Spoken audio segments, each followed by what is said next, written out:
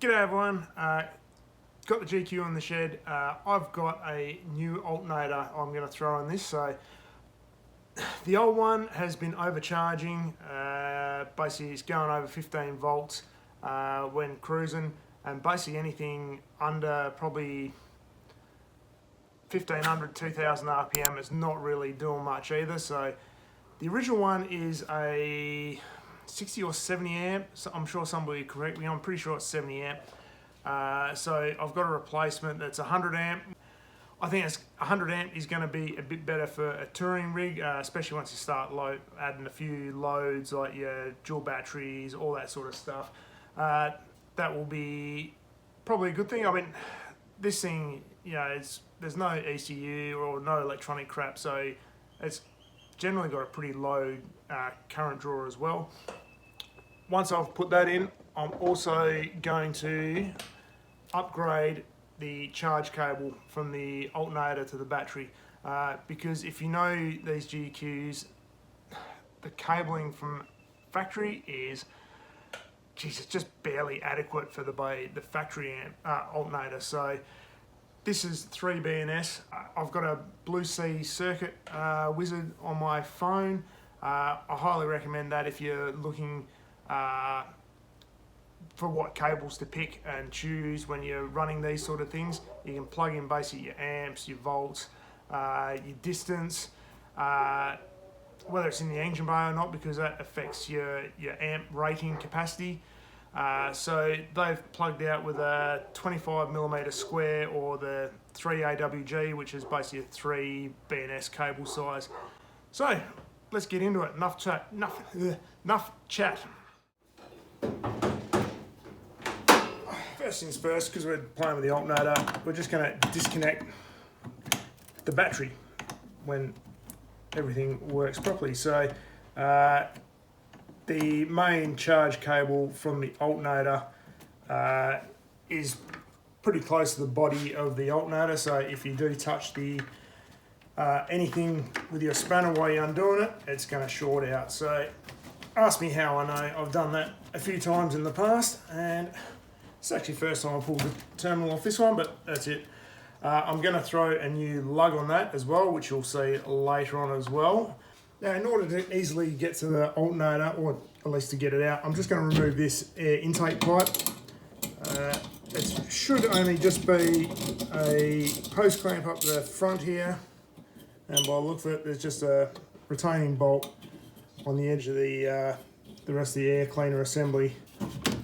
So, now these are just a 10mm socket will get you on there, and there we go, and that's all out. And with that intake pipe out of the way, we've got nice easy access to our alternator. So let's obviously this one's got vac pipe connections as well, so you need a replacement that's got the vac pump on the end of it. Now, hopefully you guys can see what's going on all right, but I'm going to electrically disconnect things first. I'm going to take the coolant temperature sensor wiring out of the way, just because it lays over there and it's connected to the rest of this harness. So that's going to be the first thing I get out of the way. So it's just a little, I'll get a closer view of that one if you haven't seen them before, but there's just a little wire, I guess, retaining clip, and I'm probably going to have to pull that all the way out because that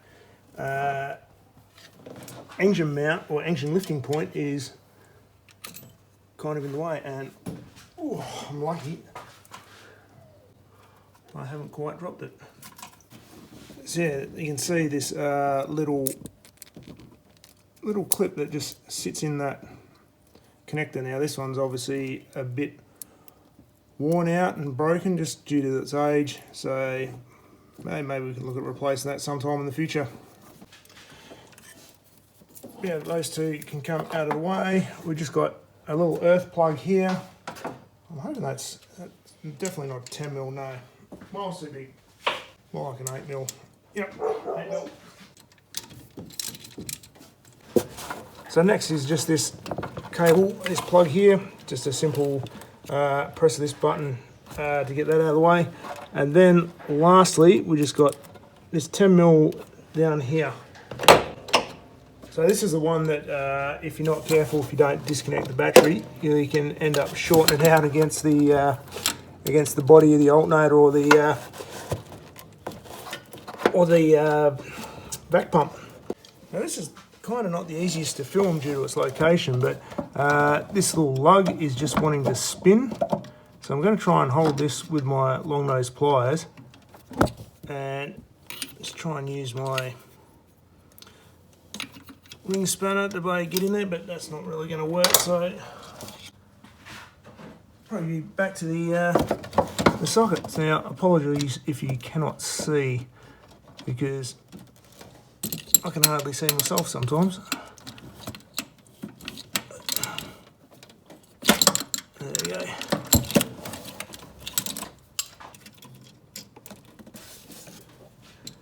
Now you'll be able to see what I mean. Like, that is the factory charge cable for this alternator. That's pathetic. So the good thing is I can still utilise that, because this sense wire here and this charge wire, they get spliced in a couple of inches up. So what I'm going to do is I'm just going to heat shrink over that, basically tape it up. It can be out of the way, it's not going to cause any dramas, and that will then become my new sense wire to the battery. That's the plan, and then we'll run a whole new charge wire. Okay, so with that, all that electrical disconnection done, we can just prise open that loom retaining clip, and we can just get that loom up and out of the way. So that there is nice and clear. I'll probably end up taking that off and reusing that. Looks like we've got an earth cable here, so I will probably disconnect that from the motor and bring that across so it's out of the way as well. So this earth strap is just up on one of the thermostat housing bolts. So we'll just drop that out. And like I said, that's just another thing to get up and out of the way to make things a little bit easy to get that whole alternator out. Alright, so there is 3 vacuum sort of connections that need to come off. So we've got one at the top here, which is a nice, easy one to get to. So it's just a one little line, this one clip, which let's see if that comes off easily. I might do. Who knows how long that's been on there for, but yeah, it's not going to come off easily. We've got a banjo bolt here, and there is one that's on the very bottom, so I don't know whether you can see that very well with the light, but trust me, it's on the bottom. I'll show you actually on the new one. So you'll see there's a one-handed, so you just got just a simple barb hose on the bottom. Here's where your banjo bolt is at the back, and then your top ones. So let's get those off.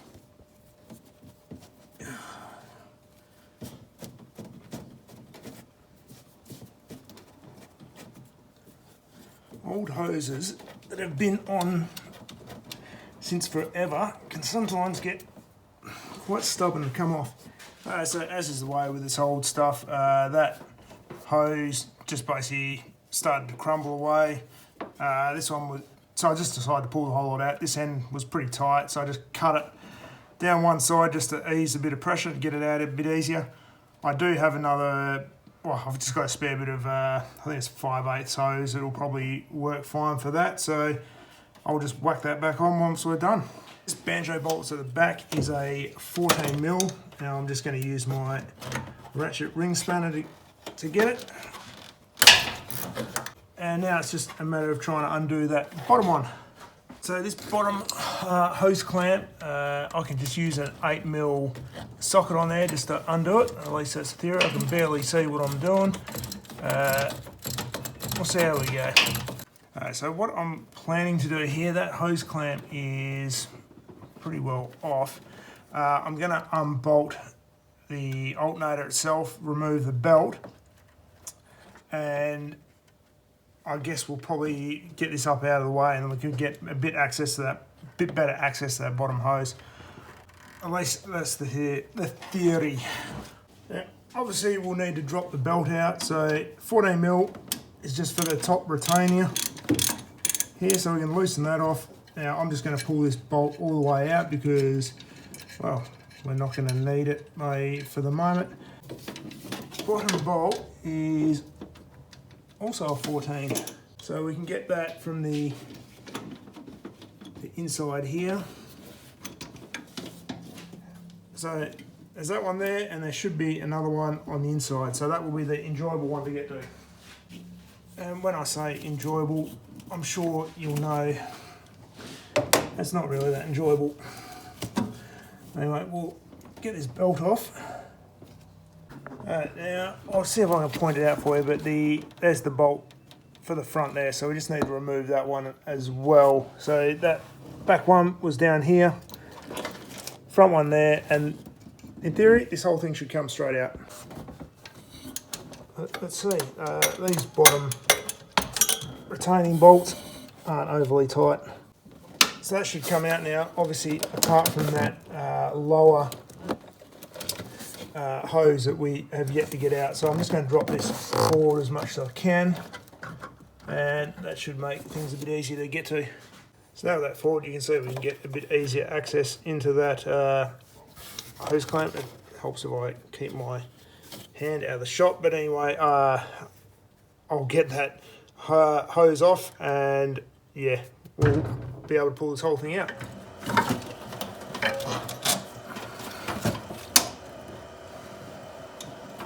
Go. There we go, a big gaping hole where that alternator used to be. So now it's just reverse and put the new one back in. So out with the old, in with the new. So I have most of the physical installation here all done, so I'm just going to do this back banjo bolt. So I'm going to throw the new banjo bolt in. So make sure you get basically copper washer on the outside of your bolt. Banjo goes around the bolt, and make sure you get the next copper washer in, and don't forget that. And then we can tighten him back up again.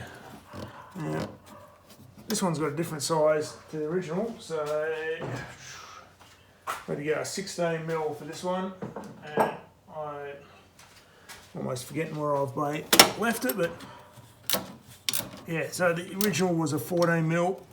This one's just got a bit bigger head on it, which is not that big a deal. Now, like I said earlier, I've got a new hose. I'm going to just grab that now, and we'll do that.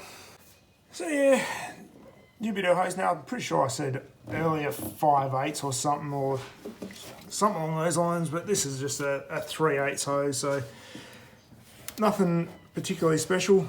This is just something I had left over. Just, you know, the random stuff you have sitting around, as most of us car nuts tend to. And this other teeny tiny little one, hopefully that reaches, because that's in a different spot. We'll make it way work though. Bring it around here.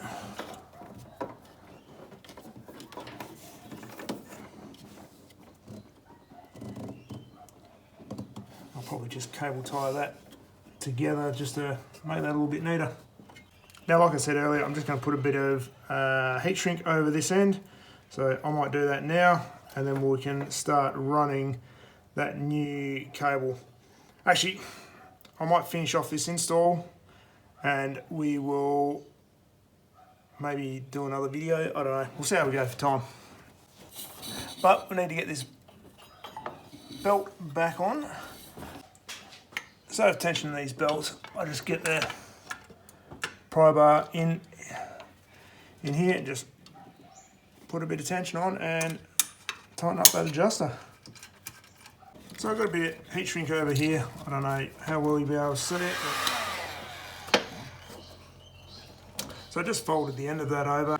I'll just throw a bit of insulation tape over that just for a little bit of added protection. Shouldn't need it with that heat shrink on there, but yeah, you never be too careful sometimes. And we'll probably tape that back to the harness once we get the new bit of cable in. Alright, so electrically it's just a matter of getting this plug back in. The earth line, I come over to this side. The old one was up the top here a bit more. Don't forget your two coolant temp sensor plugs. So they just go in there and just make sure they're back in their little clip. Obviously earth strap here, back to the thermostat housing.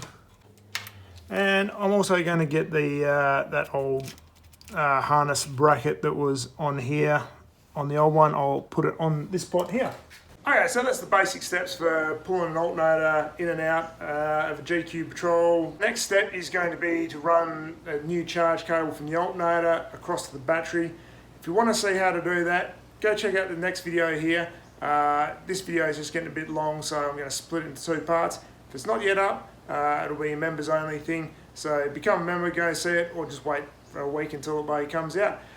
But anyway, don't forget to like, share, subscribe, comment, all that stuff. And I'll see you later. Yeah! Yeah!